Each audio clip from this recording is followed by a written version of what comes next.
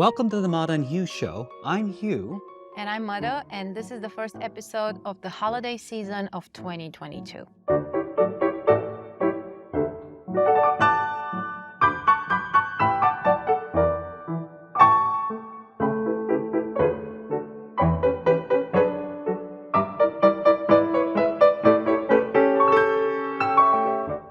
This episode is brought to you by Cunningham Piano. Cunningham Piano has 3 locations in King of Prussia outside of Philadelphia, Cherry Hill, New Jersey, and Delmar, Delaware. Thanks to Cunningham Piano, we're able to play on some of the world's most amazing pianos. Like in this episode, we're going to be performing on a Bösendorfer 214 VC. This is one of the finest 7-foot grand pianos that we've ever played on, and we always love opportunities play on Bösendorfers. So Cunningham Piano, thank you so much for giving us a wonderful place and these amazing pianos to play on. So, Madalena, what are we going to be playing? This is going to be so much fun. It's Christmas I'm so excited time. We've got decorations and everything. I'm so excited for this upcoming month. We're going to be shooting 4 episodes that are dedicated to Christmas and to the spirit of joy and cheer for Christmas and for the winter holidays. And we have a Nutcracker on the piano. So hint, I guess hint. hint. Yeah. So I guess you know already what we are going to play. But not only that, we also have a little piece that it's not so much known like the other 2 pieces that we will perform. Right, and I think it'd be great to start with that one too. Yeah. You want to talk about it? Sure. No, this is one of a series of short pieces by the Italian composer Ottorino Respighi, and it's a child's Noel. And when we had a chance to look at this, we actually played this earlier in the year before it was Christmas. We thought we got to save this for a Christmas episode. So I thought, let's start our episode with that, A Little Child's Christmas by Respighi.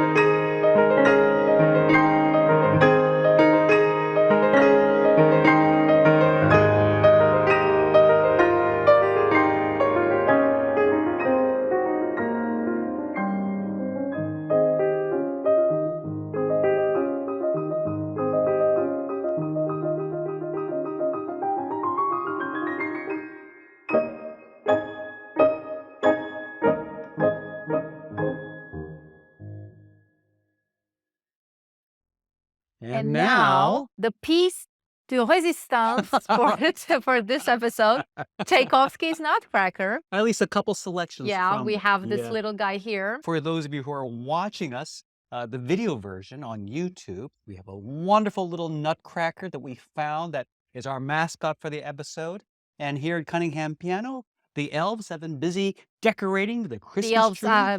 Yes, the elf. Nina probably earlier today. So the red-headed elf has been busy decorating the Christmas tree behind us. So we are in a very festive mood. So what says Christmas, musically speaking, more than Tchaikovsky's Nutcracker? And one of the coolest things about this very famous orchestral work for ballet is the fact that Tchaikovsky himself wrote a 4-hand piano version. Yes, it's actually a suite It's a collection of dances, Spanish dance, Arabian dance, Chinese dance. It ends with the waltz of flowers. And this little suite is part of the story that takes place in the land of sweets. Mm. Our first selection from the Nutcracker suite is the Dance of the Sugar Plum Fairy. So in the ballet, this little piece that we will perform is actually the variation of the Sugar Plum Fairy. She dances with her cavalier, something called pas de deux. It's a duet, right, if you want, but this is her variation in order to impress her cavalier. Recently, we have been watching this, and there are a lot of interesting and very difficult elements to perform there. There's an arabesque. There's something coupe jeté. My mom told me this kind of thing when I was a kid. I tried to. I know none of this. So, and also the coolest thing is when the dancer spins across the stage, Yeah. and then she disappears backstage. Now, it's interesting. We were watching a video of the ballet, as you mentioned, but then we also heard a recording by Rostropovich. And what struck both of us Berliner, with the Berlin Philharmonic, and what's interesting is that when the orchestra plays with the dancers, they have to keep a pretty steady beat because that's what the dancers rely on.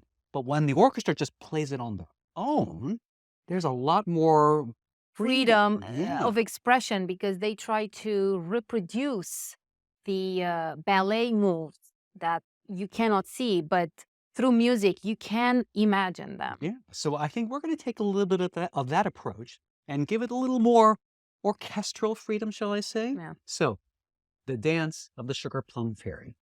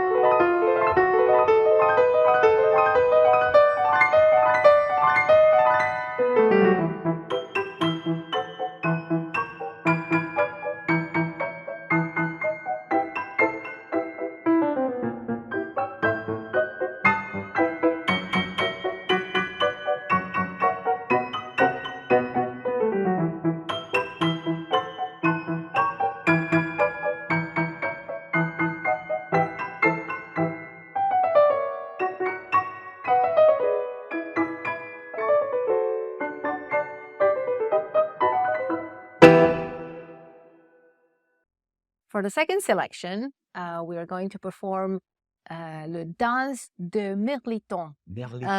It has double meaning. So mirliton is a onion flute. Don't get deceived. It's not made of onion or something. It's actually a flute for kids. It's a toy flute, but also is a French pastry. Oh, interesting. So it connects very well with the land of sweets. Where, there you go. Yes. A sweet where everything, flute. Oh, very cool. Anyway, but it's interesting too. Yeah. What a beautiful French word. Mirliton. Yeah. I'm going to have to practice. This piece is really, really tricky. I have to say, Tchaikovsky really knew how to write not just for orchestra, but for two pianists on one piano, because we were figuring out how to navigate crisscrossing our hands. Pretty advanced stuff. I mean, it sounds simple, but it's incredibly complex, but so much fun to play. It is fun to play, and like you said, it's complex thing, and in order to make it sound simple and cute, and again to um, reproduce some of the ballet moves, right? It really takes a lot of focus and a lot of planning, and try things here and there and see what works and what doesn't, and also a lot of planning in terms of coordination of hands. This reminds me too, because when we watch the ballet, and if you don't know anything about ballet and you're just watching, it looks so Oh my easy and God, effortless, poor right? people. Those dancers, I mean, the incredible effort they have to Yeah. make it look effortless and looks like they're just soaring on air made of just gossamer wings. Just Incredible. this morning, I watched a video, a tutorial, if you want, on point on their shoes that Mm. they dance with. It's incredible the amount of time they put into